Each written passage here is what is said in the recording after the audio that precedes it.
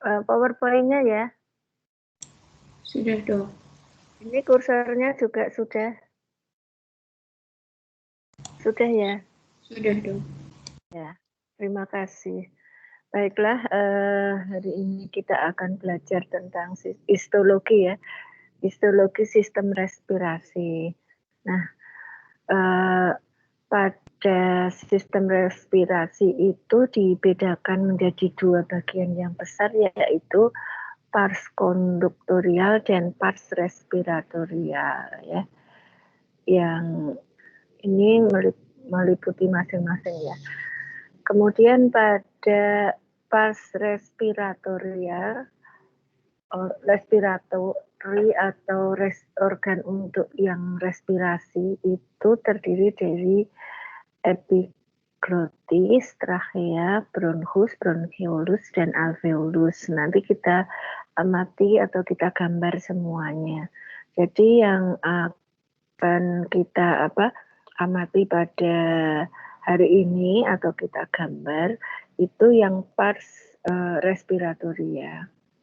Nah, yang pertama, nah ini ya ada lima yang kita gambar, tapi nanti perbesaran lemah dan kuatnya gitu ya. Jadi pada pars respirasi itu meliputi epiglotis, terus trachea, bronchus, bronchiolus. Jadi dari sini ya, terus sampai ke pulmo.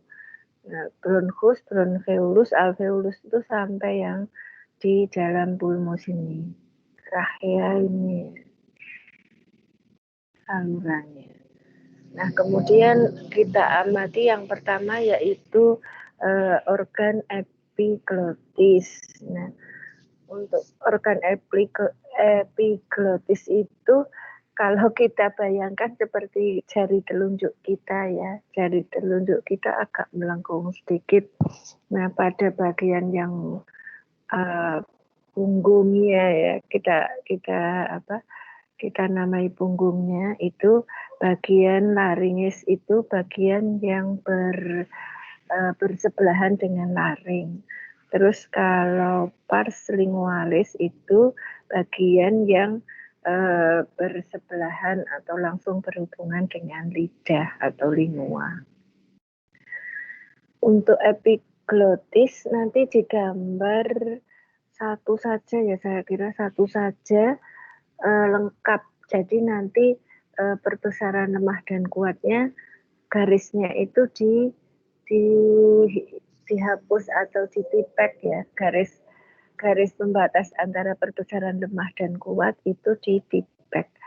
Terus gambarnya cukup satu saja ya, satu saja, tapi nanti pada bentuk-bentuk selnya itu diperjelas. Bentuk-bentuk selnya diperjelas. Nah, ini sama dengan yang di depan. Nah, tadi bisa kita lihat bahwa di epiglotis itu terdiri dari pars lingualis dan pars laringis. Nah, pars lingualis itu tadi yang berhubungan atau bersebelahan dengan lidah, itu yang bagian melengkungnya ini ya, melengkungnya. Kalau yang ini bagian punggungnya, ini pars laringis. Nah, pada pars lingualis itu arahnya menghadap ke lidah ya. Jadi kalau kita bayangkan di kerongkongan di sini ya. Jadi, nah di sini yang mengarah ke bagian lidah. Terus ciri-ciri khasnya yaitu kan terdiri dari tunik. Jadi yang paling ini kita anggap lumennya ya. Ini lumennya.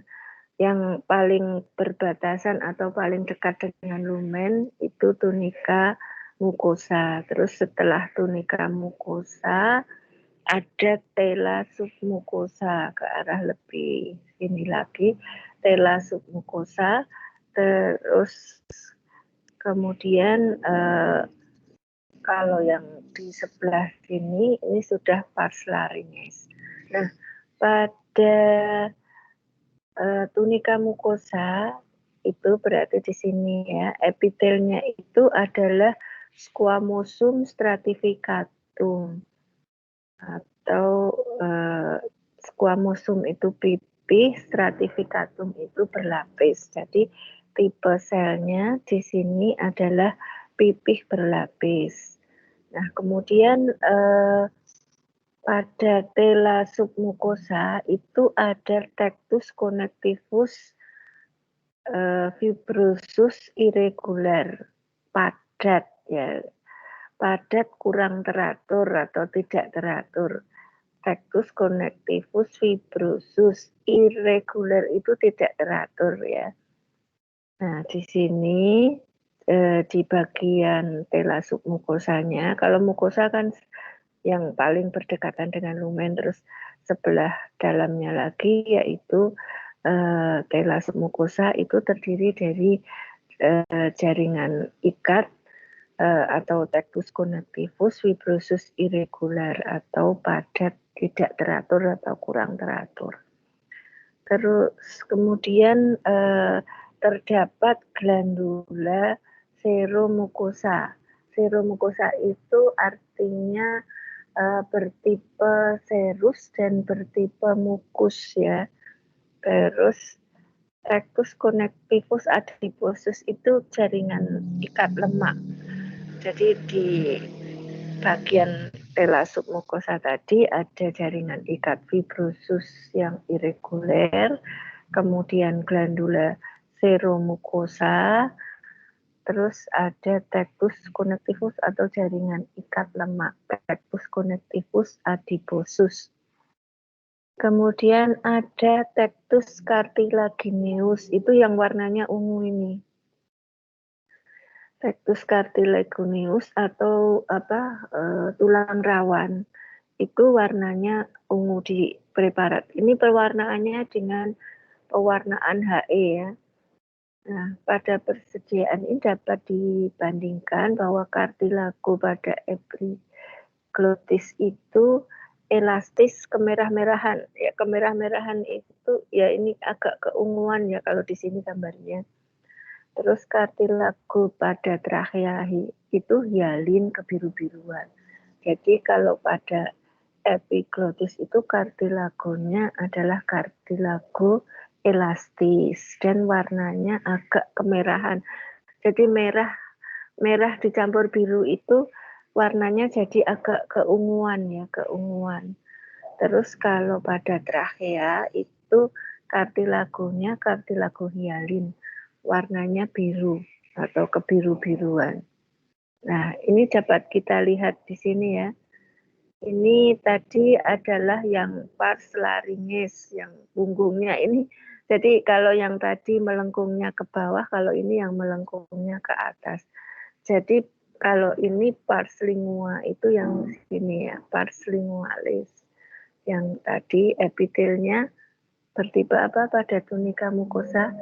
Stratificatum, squamosum atau pipih berlapis. Terus kemudian pada tela submukosa ada jaringan ikat padat tidak teratur atau kompak irreguler ya.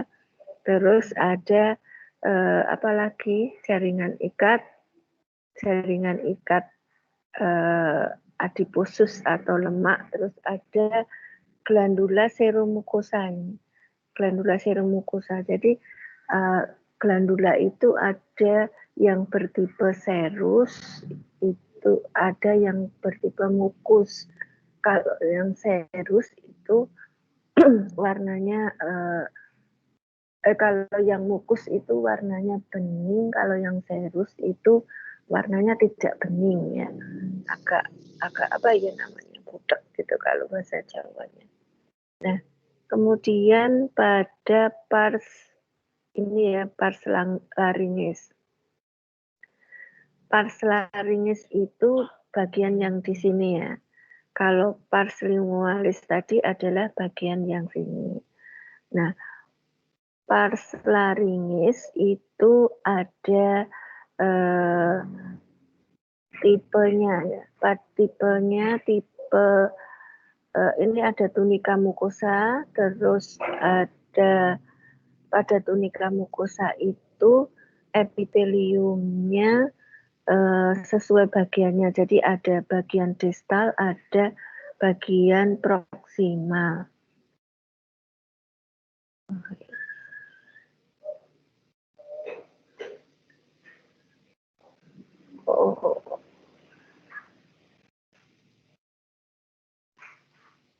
Oh, kalau ini dibalik-balik lagi ya gambarnya kebalik. Jadi yang ini yang pars laringis yang di sini ya. Terus yang ini pars lingualis. Kalau yang depan tadi kok jadi dibalik lengkungnya membalik. Jadi pars laringis itu dibagi menjadi dua bagian. Yang proksimal itu selnya kolumner berlapis. Sel kolumner berlapis semu atau pseudostratificatum. Terus kalau pada bagian distal itu selnya pipih berlapis. Di sini dan di sini. Kemudian ada terdapat glandula seromucosa ya, ini tadi sudah ya pada pars laringis. Pada pars laringis itu yang menghadap ke arah laring. Tunica mucosa epiteliumnya itu kolumner, pseudostratificatum kolumner, terus ada squamosum stratificatum lamina. Nah, pada lamina propria ada tectus connectivus areolaris. Areolaris itu yang renggang ya, kelihatan longgar. Terus ada limfosit yang tersebar. Dan pada tela submukosa itu ada tectus connectivus areolaris longgar.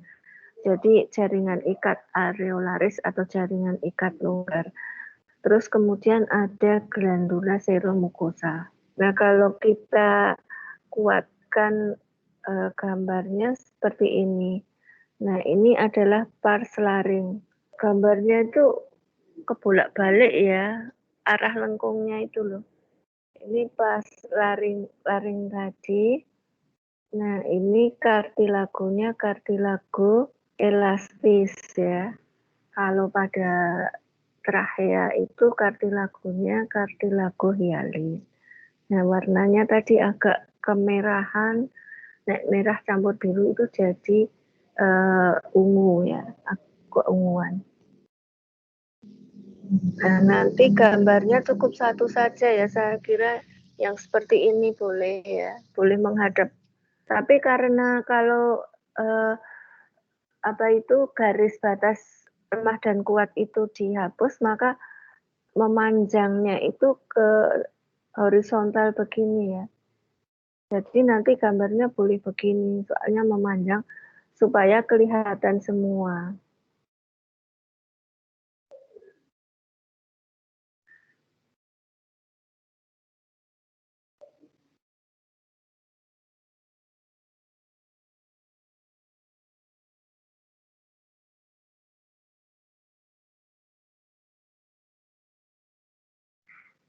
Nah, ini kok keterangannya B.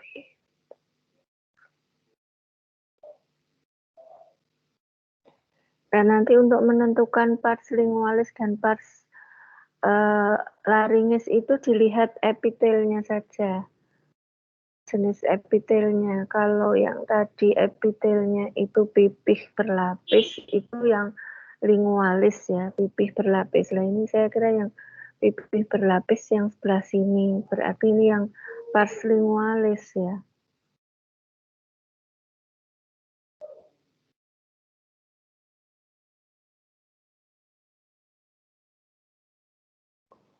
Ini pars lingualis.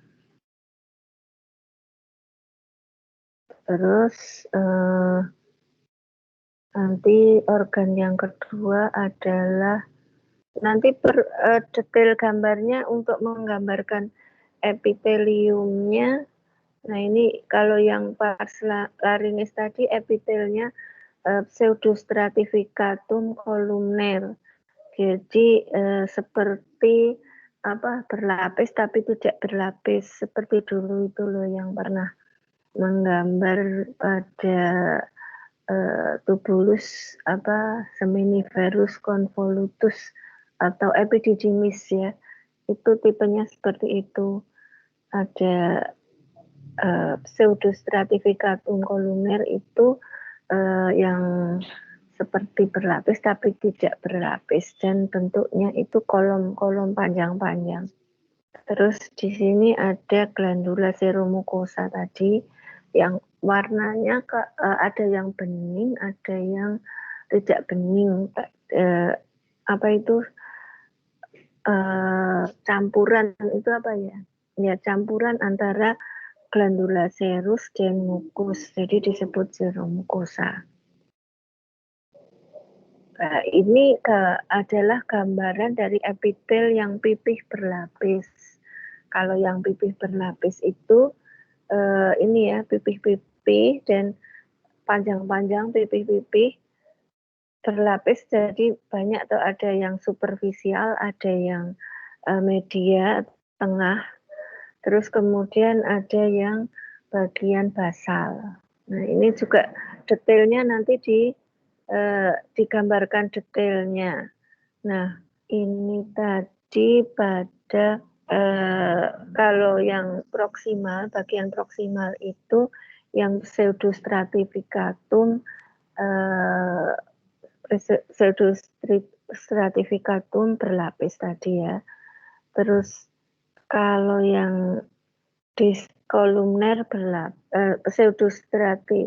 kolumner berlapis itu pada proksimal. Pada proksimal itu kolumner berlapis. Kalau pada yang distal itu pipih berlapis. Jadi nanti untuk menggambarkan yang pipih berlapisnya itu seperti ini. Ini tadi pada yang distal.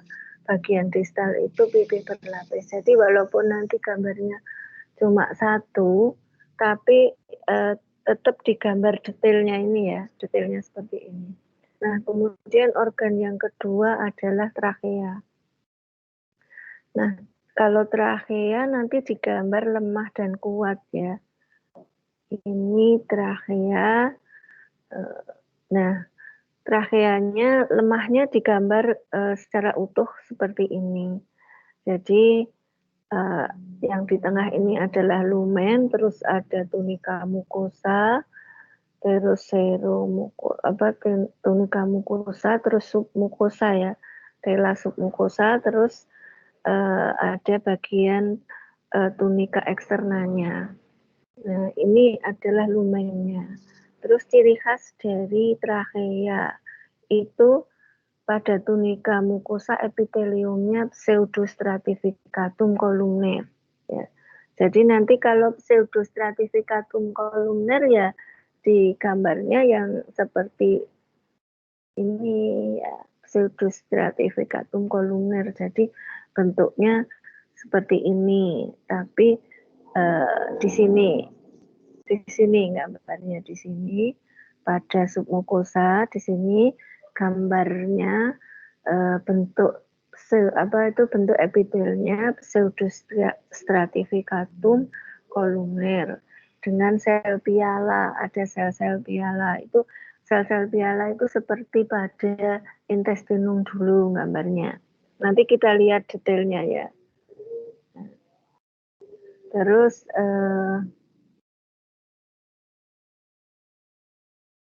kemudian ada sel piala antara sel epitel, terus membran basalis. Membran basalis itu ya tempat bertumpunya sel epitel tadi yang bertipe pseudostratificatum. Kalau pseudostratificatum itu berarti semua sel itu bertumpunya pada membran basalis. Tapi kalau stratificatum atau yang berlapis sejati, artinya benar-benar berlapis, itu tidak semua sel terdapat pada membran basalis, karena yang di lapisan kedua, ketiga, dan seterusnya kan nggak nempel di membran basalis. Tapi kalau pseudostratificatum itu semua selnya itu nempel di membran basalis, dan ada yang panjang, ada yang pendek, sehingga intinya tidak sebaris, sehingga tampaknya seperti berlapis, tapi sebenarnya tidak berlapis, hanya satu lapis. Terus pada lamina propria itu terdapat tectus connectivus elastis, jaringan ikat elastis dengan glandula trachealis, ya. Nanti kita lihat perbesaran kuatnya.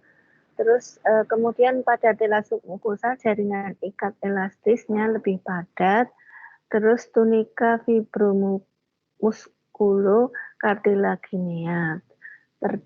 Jadi pada tunika fibromusculocartilaginea itu terdapatnya di antara tunika muscularis dan tunika fibromusculo. Jadi pada tunika muscularis dan bagian yang terdapat kartilagonya ini. Pada trachea itu ciri khas kartilagonya itu kartilago hialin. Terus bentuknya itu seperti huruf C ini ya, seperti huruf C. Kalau kita balik ya, seperti huruf C. Jadi ada bagian yang ini ujung kartilago yang sini dengan ujung kartilago yang sini itu dihubungkan oleh ini musculus trachealis di sini ya. Musculus trachealis itu terdiri dari otot polos yang melekat pada ujung-ujung kartilago ini, ujung-ujung bebas dari kartilago. Jadi ini kan ujung dari kartilago, sini sudah nggak ada kartilagonya. Terus ini juga ujung kartilago. Nah, antara ujung kartilago di sini dan di sini itu dihubungkan oleh musculus trachealis. Kemudian pada tunika adventitia itu terdiri dari jaringan ikat longgar, ya. Jadi nanti perbesaran lemahnya digambar utuh bulat seperti ini. Nah, kemudian perbesaran kuatnya kita ambil di bagian, pokoknya dari lumen sampai tunika adventitia itu kelihatan. Nah, kira-kira gambarannya seperti ini. Ini lumennya, ini lumen, ini tunika mukosanya, terus kemudian di sini bagian yang tela submukosa terdiri dari kartilago, ya. Kartilagonya tipenya kartilago hialin. Di sini ya. Terus di bagian yang paling luar ini adalah tunika adventitia atau tunika eksterna, terdiri dari jaringan ikat. Nah, untuk keterangan tipe jaringan ikatnya tadi jaringan ikat yang longgar. Jaringan ikat kan ada yang padat atau kompaktus dan jaringan ikat longgar atau irreguler. Areolaris, jaringan ikat longgar itu areolaris, kalau irreguler itu teratur, kalau irreguler itu tidak teratur, kalau reguler itu yang teratur. Nah, jadi nanti untuk kuatnya digambar dari lumen sampai tunika adventitia. Jadi kira-kira ya seperti ini gambaran yang kuatnya. Tapi lumennya itu dijatuhkan ke atas ya. Jadi diputar. Ini diputar ke kiri gambarnya. Supaya lumennya itu jatuh di atas supaya kita lebih mudah mengingatnya. Nah, nanti untuk jenis epiteliumnya ini pseudostratificatum kolumner, ini gambar detail dari pseudostratificatumnya digambar yang betul ya. Terus pada lamina propria. Nah, kemudian terdapat juga nodulus limfaticus, nodulus limfatik seperti yang kemarin. Ini untuk organ limfatik terdiri dari sel-sel limfosit ya.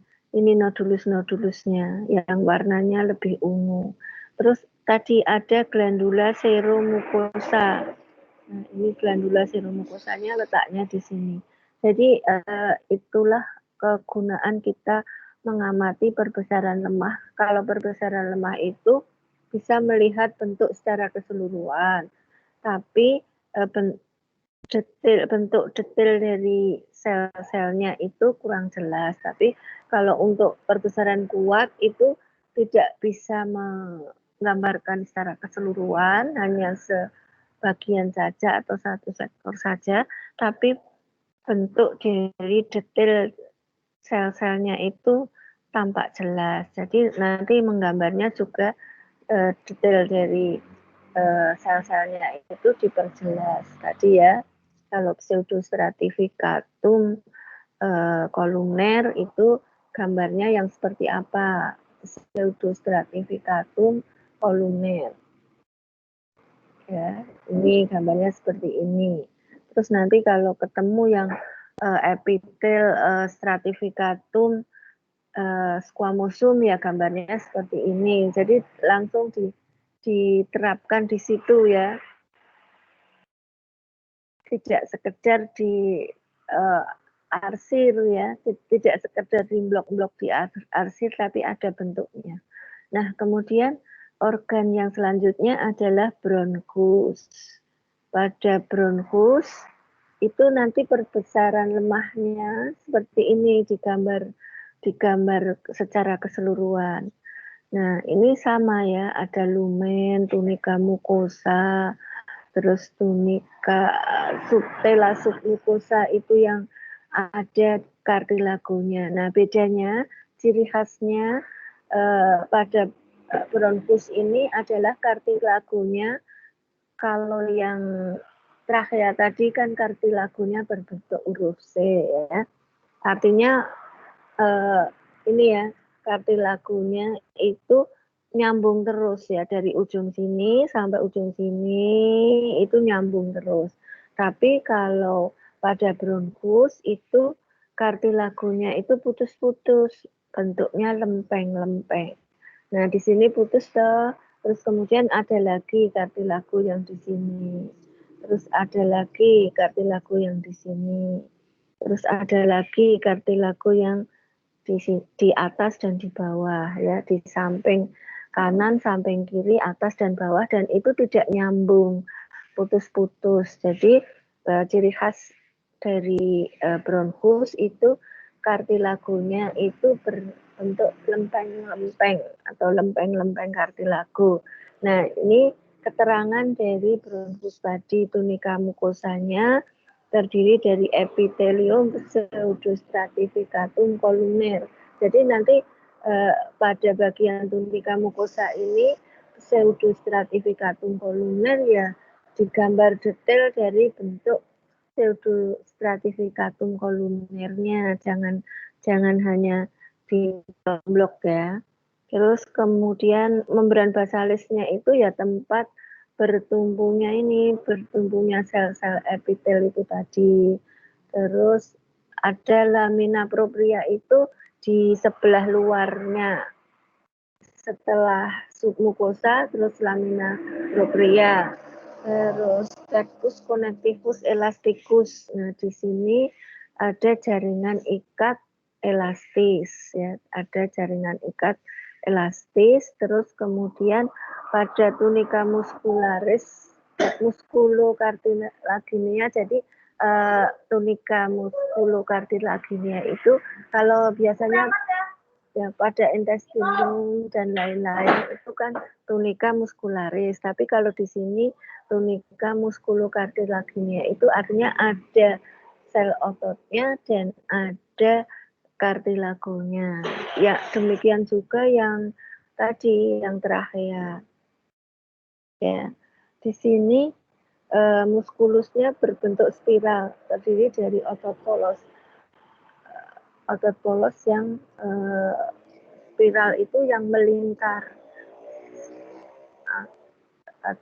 yang melingkari lumen.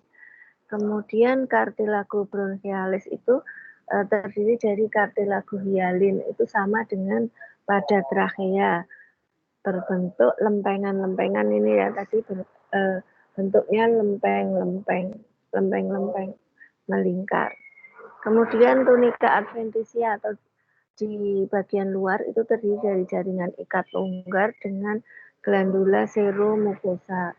Nah, ini tunica adventitianya terdiri dari jaringan ikat longgar dan glandula seromucosa. Sama ya, seromucosa sama dengan yang di epiglotis dan trachea. Nah, ini nanti perbesaran lemahnya yang tampak utuh ya, nanti digambar utuh seperti ini. Terus perbesaran kuatnya ini satu sektor saja, supaya bisa melihat ini bentuknya ya, bentuk detail dari tadi pseudostratificatum columner. Terus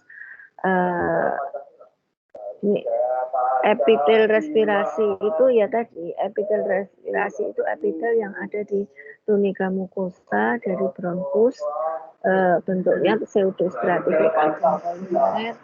Terus ini tunica muscularisnya terdiri dari otot polos, lapisan otot polos. Terus ini adalah cartilagonia. Jadi ada ototnya terdiri dari muscularis, otot polos, terus ada cartilagonya. Cartilago apa? Hyalin ya. Cartilago hyalin. Terus kemudian ada glandula seromucosa itu ada glandula seromucosa. Terdapat pada tunica adventitia. Jadi nanti untuk perbesaran kuat digambar detail ya, bentuk-bentuk selnya. Nah, kemudian ini detail ya, detail seperti ini untuk perbesaran kuatnya. Jadi untuk perbesaran kuatnya lebih baik yang ini aja ya. Detailnya itu digambar. Ini ada otot polosnya, ini lamina propria. Jadi lamina propria itu yang langsung berbatasan dengan tunica mucosa. Terus ini otot polosnya, terus sampai ke cartilagonya ya, sampai cartilago, sampai ke tunica eksternanya. Jadi sampai ke tunica eksternanya digambar. Eksternalnya sini ya. Jadi nanti ambilnya itu satu sektor sini nggak usah semua kalau yang kuat ya. Tapi tetap dari lumen sampai tunica eksternal itu kelihatan semua, cuma lebih detail bentuk selnya. Nah, ini detailnya seperti ini, tapi sampai tunica eksternal yang menggambarkan adanya jaringan ikat dan glandula seromucosa tadi. Nah, ini gambaran dari glandula seromucosa. Nanti untuk glandula seromucosa yang terdapat di tunica eksterna atau adventitia tadi, detailnya digambar seperti ini. Ini yang tadi saya katakan. Ini yang berbentuk mukus itu sel-selnya bening ya, bening. Terus yang berbentuk serositus itu sel-selnya itu sitoplasmanya, maksudnya sitoplasma di dalam sel itu tidak bening. Terus kalau yang mukus yang serus itu bentuk epitelnya itu kubuit. Terus kalau yang bening ini yang mukus itu bentuk selnya ini pipih atau squamous, jadi dibedakan. Nah ini satu kelompokan ini satu asinus ya namanya. Terus kalau tadi ada seromukus itu berarti gabungan antara mukus dan serus ya, mukus yang bening. Jadi satu lingkaran ini atau satu asinus ini ada yang bening separuh, ada yang tidak bening separuh ya. Jadi yang bening atau yang mukus itu selnya bentuknya pipih, kalau yang serus yang ini tidak bening itu bentuknya kuboid ya. Kuboid itu intinya bulat-bulat. Jadi nanti digambar ada yang mukus, ada yang serus, ada yang campuran ya. Campuran itu yang seromukus tadi. Nah, kemudian kita lanjut ke organ selanjutnya yaitu bronkeolus. Bronkeolus itu kan trachea bercabang-cabang menjadi bronkus. Bronkus bercabang-cabang menjadi bronkeolus. Itu gambar yang paling depan tadi. Tentunya di anatomi sudah ya, maka tadi tidak saya ulang lagi menerangkannya karena di anatomi tentunya sudah dipelajari ya untuk bagian-bagian itu. Nah, pada bronkeolus itu ada dua bagian yaitu bronkeolus terminalis. Ya, bronkeolus terminalis dan bronkeolus respiratoris atau respiratorius. Terus pada tunika mucosa itu terdiri dari epiteliumnya kolumner simplex. Jadi kolumner yang hanya satu lapis dan bersilia. Kolumner simplex bersilia. Terus membran basalis itu tempat bertumbuhnya sel epitel itu. Terus lamina propria itu ini kan lumennya ya. Terus tunika mucosa kan di sini, lamina proprianya ya di sini. Nah, ini menggambarkan tadi. Jadi nanti bentuk selnya di sini juga diperjelas, tidak sekedar diarsir saja ya. Terus tadi pada lamina propria, tunika muscularisnya terdiri dari otot polos membentuk musculus spiralis. Spiralis itu yang melingkar ya, melingkar-lingkar. Terus kemudian tunika adventitianya itu di luar itu terdiri dari jaringan ikat longgar atau alveolaris. Ya, ya, ya. Iya, ya. Ria. Dan Ria. Tutup. Tutup. Ria. Ria. Tutup. Pintunya tutup. Tutup. Pintunya ditutup. Nah, kemudian tadi kan ya bronkeolus. Bronkeolus ada bronkeolus terminalis dan respiratorius. Nah, ini gambaran perbesaran lemah dari bronkeolus terminalis. Nah, tadi ada trachea bentuk bentuk kartilagonya seperti huruf C. Terus ada bronkus bentuk kartilagonya berupa lempeng-lempeng. Nah, di sini kita lihat pada bronkeolus terminalis. Ini merupakan cabangnya lagi ya, jadi lebih kecil. Nah, di sini tidak ada kartilago. Sudah tidak ada kartilagonya ya, karena merupakan cabang-cabang yang kecil-kecil. Tapi bagian-bagiannya ini dipotong melintang tetap sama, ini lumennya, terus tunika mucosa, tunika muscularis. Cuma kalau di sini tunika muscularis. Kalau yang di trachea bronchus tadi tunika muskulokartilaginea ya. Muskulokartilaginea, ada muskularisnya, ada kartilagonya. Kalau di sini tidak ada kartilagonya. Ini perbesaran lemahnya. Nah, terus bronkeolus respiratoris. Nah, tadi ya. Nah, ini untuk bronkeolus tadi nanti gambar gambar lemahnya seperti ini. Diberi keterangan lengkap ya. Ini lumen, tunika mucosa, tunika muscularis, dan tunika eksterna. Ciri khasnya tidak terdapat kartilago.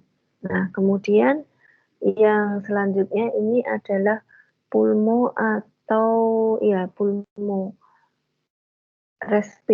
Broncheolus respiratoris itu terdapat di pulmo ya, terdapat di pulmo, sehingga kotaknya judulnya mungkin pulmo ya di kotak lembar kerja. Nah, pulmo itu terdiri dari ini. Kalau yang panjang ini namanya ductus alveolaris. Kalau satu ini ya, satu kelompokan sel yang satu bulatan ini disebut alveolus. Alveolus ya. Nah, dua alveolus yang bergabung menjadi satu, dua atau tiga ya, dua atau tiga alveolus yang bergabung menjadi satu itu sakus, disebut sakus ya, sakus alveolus. Sakus alveolus, terus sakus-sakus ini, sakus banyak ya, bergabung lagi menjadi saluran yang panjang. Ini disebut ductus alveolaris. Ductus alveolaris. Nah, jadi yang paling kecil, cabang yang paling kecil itu adalah yang alveolus. Jadi broncheolus tadi ya, di cabang utamanya, saluran utamanya berupa ductus alveolaris atau ductus alveolus. Terus kemudian kalau yang paling kecilnya itu adalah alveolusnya ini. Dua atau tiga alveolus bergabung menjadi sakus alveolus. Ini sakus bergabung menjadi ductus. Nah, ini gambarannya ya. Yang AD itu ductus alveolar, ductus alveolaris atau ductus alveolus. Kemudian yang SA itu sakus. Kalau yang A saja ini belum ada tandanya ya.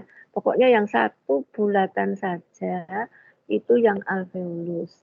Nah, nanti untuk perbesaran lemah menggambarnya seperti ini atau ini boleh ya, seperti ini lemahnya. Diberi keterangan sendiri. Yang panjang ini ductus alveolus, terus yang terdiri dari dua atau tiga alveolus ini adalah sakus. Kalau yang satu bulatan kecil-kecil ini adalah yang alveolus. Terus yang tadi terminalis, broncheolus terminalis itu yang pojok. Ini nggak kelihatan ya di sini yang pojok, yang sudah tidak ada jalannya lagi itu broncheolus terminalis. Nah, untuk perbesaran kuatnya nanti digambar satu alveolus saja. Ini satu alveolus itu terdiri dari sel-sel ya, dikelilingi oleh pembuluh darah. Pembuluh darah atau kapiler-kapiler ini berisi darah. Ini merah-merah ini berisi darah. Terus pada alveolus itu terdapat lubang-lubang. Ini bulatan-bulatan yang ditunjuk oleh tulisan ini adalah porus alveolaris atau lubang-lubang. Jadi nanti untuk keluar pertukaran oksigen ya, oksigen dan zat-zat lain keluar masuknya. Terus ada makrofag atau sel yang besar. Makrofag itu yang berfungsi untuk fagositosis, untuk memakan benda-benda asing yang masuk ke dalam tubuh, atau kalau di dalam sistem respirasi itu disebut sel debu ya. Ini makrofag atau sel debu. Nah, kemudian ada ini satu alveolus. Nah, kemudian ada tipe alveolus, tipe selnya. Selnya ada yang tipe 1 dan ada yang tipe 2. Nah, nanti kita lihat. Nah, nanti untuk perbesaran lemahnya bisa yang ini gambarnya. Ini untuk pulmo ya, judulnya pulmo atau broncheolus. Yang broncheolus yang lemah tadi digambar bulat tadi, terus untuk pulmo digambar seperti ini lemahnya, terus kuatnya menggambar satu alveolus tadi. Kira-kira seperti ini ya, satu alveolus itu tengah-tengah di sini adalah lumen, terus ada sel makrofag, itu sel raksasa ini yang fungsinya, atau sel debu yang fungsinya untuk memakan benda-benda asing yang masuk ke dalam tubuh, ke dalam sistem respirasi itu, atau ke dalam pulmo atau ke dalam alveolus ya. Ini berfungsi untuk memakan nantinya, supaya ya benda-benda asing kan berbahaya untuk kehidupan di sini ya, untuk menyebabkan sistem respirasinya itu terganggu, sehingga sistem kekebalan tubuh kita yang difungsikan oleh makrofag ini akan segera bereaksi untuk memakan benda-benda asing tersebut, supaya tidak terjadi error sistem. Nah, tipe 1 itu ini ya, yang tipe 1 itu yang sel-sel alveolus yang tipe 1 itu yang pipih bentuknya. Kalau yang tipe 2 itu yang kuboid. Kalau kuboid kan intinya bulat. Jadi nanti untuk perbesaran kuatnya digambar satu alveolus saja supaya lebih detail bisa memperlihatkan tipe-tipe selnya, detail dari bentuk masing-masing tipe selnya. Jadi kalau sel yang makrofag ini selnya besar, intinya lebih dari 1 pokoknya ya. Terus tadi kalau yang tipe 1 itu yang pipih, kalau yang tipe 2 itu yang kuboid. Nah itu. Nah, saya kira cukup sampai di sini. Untuk lembar kerjanya bisa dilihat sendiri ya. Lembar kerjanya coba dilihat judul-judulnya.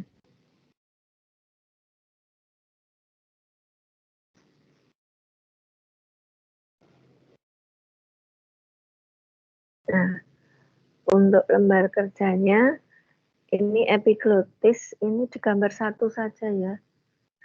Apa 2 ya? Saya kira 1 saja. Ini garis batasnya ini ditipek aja, terus digambar ini apa ya namanya, membujur gini ya, memanjang begini. Terus yang trachea lemah kuat, trachea yang utuh kelihatan. Jadi untuk memperlihatkan tipe kartilago yang ciri khas kartilago yang berbentuk huruf C tadi. Terus kemudian yang bronchus tadi lemah kuat juga, yang lemah itu utuh, kelihatan kartilagonya itu bentuknya lempeng-lempeng tadi. Terus yang kuatnya itu digambar dari lumen sampai ke tunika eksterna. Terus kemudian pulmo yang terakhir tadi, yang saya terangkan terakhir tadi, ada ductus alveolaris, terus ada saccus, ada alveolus. Terus nanti kuatnya cukup digambar yang satu alveolus tadi, ada sel tipe 1, tipe 2, terus ada sel makrofag atau sel debunya. Saya kira gambarnya cukup ini ya, 1, 2, 3, 4. terus yang semuanya lemah kuat, tapi yang epiglotis satu saja. Tapi kalau menggambar satu tapi detail ya, bentuk selnya harus detail, nggak boleh cuma diarsir tok. Ya, detail sesuai dengan tipe epitelnya masing-masing. Nah, saya kira cukup sampai di sini. Nanti kalau ada pertanyaan bisa ditanyakan sambil melanjutkan membuat laporan. Nanti pada jam 9 lebih 10 menit siap-siap masuk my class. Oh, tadi belum foto untuk yang pertama ya. Ya, ini saya